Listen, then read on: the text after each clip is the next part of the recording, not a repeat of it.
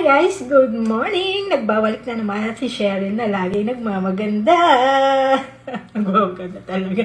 So, for today's video guys, samahan niyo ako. Maggagawa tayo ng adobo for our lunch. Kasi kahapon guys, is nag-request ang aking asawa ng gusto niya ng chicken adobo galing kay Sheryl.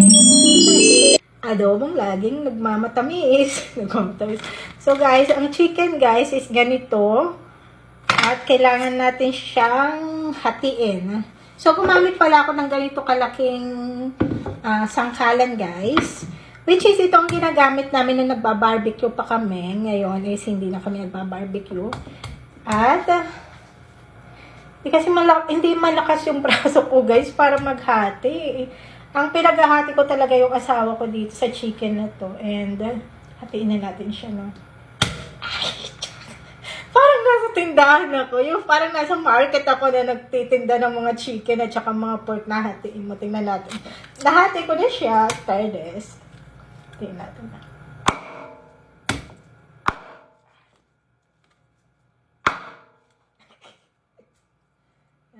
Kaso malaki pa siya, oh. Tingnan natin.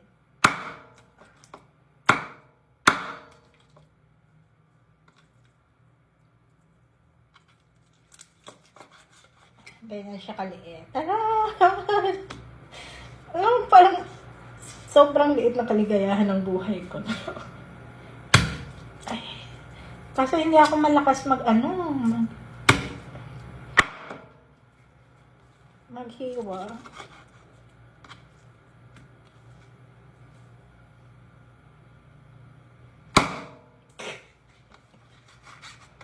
So, ito guys, dangerous siya, no? So, kailangan dapat malayo ka. Malayo ka is baka matalsikan ka ng mga buto. Ganyan. Ay. Exercise siya, guys. Ay.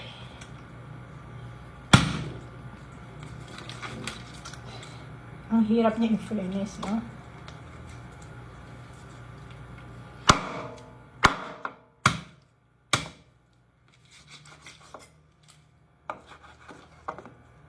Magluluto na ako ng maaga, guys.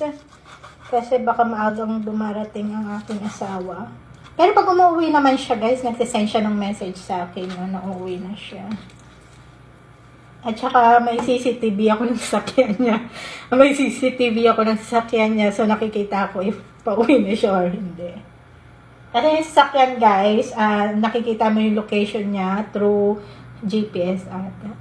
Ewan ko, may isang company kasi dito guys na tinatrack nila yung mga sasakyan, may tracking device. So nakikita ko siya use ang aking telepono.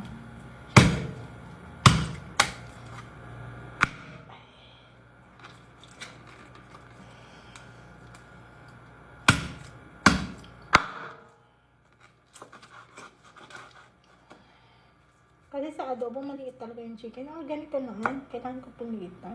Pero masarap to pag ganito. Hatiin ko na lang siya ng ganyan para maluto yung ano niya. Yan. So, yan. Ganyan natin. So, hindi ko nahatiin tong isa, guys. So, lang siya hatiin. Tama na ito. Tsaka dalawa lang naman kaming kakain. So, hindi na namin kailangan ng marami. So, ilan? 1, 2, 3. Pinibilang ko. Alam mo, natatandaan ko guys, nung mga bata-bata pa kami, yung mga pagkakain kami ng karne is bilang pa yung karning kakainin namin. For example, dalawa sa akin, dalawa kay Cheke, dalawa kay Russell, mga ganun. Yung mga buhay ng kabataan natin before.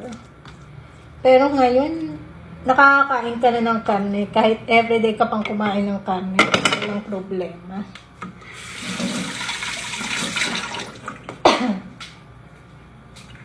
And, sasabihin ko sa inyo guys, ang aking chicken adobo is hindi perfect. Minsan okay yung lasa niya at minsan hindi okay. Ang kinagandahan lang kasi guys is hindi po maate ang aking asawa. So kahit na anong niluluto ko sa kanya is walang problema. Sa pag-aasawa kasi guys, kailangan talaga marunong kang magluto. Wala naman kayong katulong na magluluto para sa inyo kundi ang sarili ninyo. So yan, nakapag na tayo ng adobo ng chicken and Dito guys sa apartment, mahilig yung asawa ko sa karne. Sobrang hilig niya all. At kumakain din naman siya guys ng vegetables, no? Pero talagang kailangan ng katawan niya ng karne. Parang nangihina ba siya pag hindi siya nakakain ng karne. At saka dito guys, may mga karne dito sobrang mumura lang. Mura lang ang karne. Dito sa ibang bansa. May mahal na karne, may mga murang karne. More on, pag nagsisale sila, mura ang chicken. Kaya nga, puro chicken ang binibili ng asawa kasi mura eh. Ayan. At saka kasi ako guys, magkaiba rin kami ng asawa ko sa pag-grocery, no? Pag ako kasi nag-grocery, ayoko nung tinatambakan dito ng pagkain sa bahay. Which is, dalawa lang naman kami. Kung puro mga Filipino food ang tinatambak niya dyan, eh, okay sana like tocino, hotdog, longganisa, mga ganyang food, okay sana. Kaso, hindi. Food talaga nila. Dito kasi sa lugar nila guys, walang Filipino grocery store. Yes, walang Filipino grocery store na hindi katulad sa ibang bansa is, sa ibang lugar is meron, no? Like in Dubai guys, sa Dubai talaga, ang groceries nila dyan is mixed with Asian food. Ang kaso guys, sabihin ko sa inyo, yung mga Filipino food, tsaka mga Filipino cosmetics product, yung mga pampaganda, ang mahal sa ibang bansa. Doble ang presyo. Mura sa Pilipinas, dumoble na ang presyo pag itinransfer sa ibang bansa. So, yan. So, minsan kasi guys, walang choice yung mga Pilipina. I-take na lang nila kasi talagang walang nagtitinda dito ng mga Philippine product. Sa may San Paulo guys, is may restaurant doon, Filipino restaurant. Which is mahal yung mga Philippine product nila doon, ng 80, mga ganon. Pero pag sa Pilipinas, sobrang mura lang. Kasi pag tinatransfer na kasi dito, mahal na. Tsaka mahal yung delivery charge. Yung ipapackage pa sa'yo, ipapadala pa sa'yo sa ibang bansa. Kaya dumodoble na yung presyo dito. Pag nasa, pag ibinigay na dito sa ibang bansa. Kaya ganun, no?